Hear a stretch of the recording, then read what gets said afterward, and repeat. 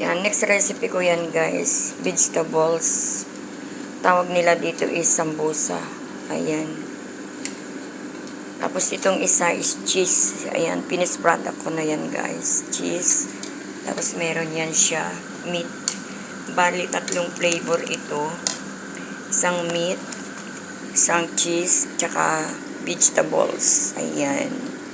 See guys, ang daling matuto pagka gusto mo.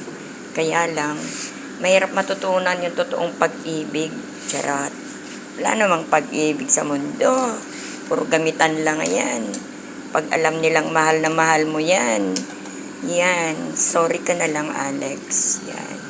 So, tinuon ko na lang guys sa pagluto-luto. Ayan.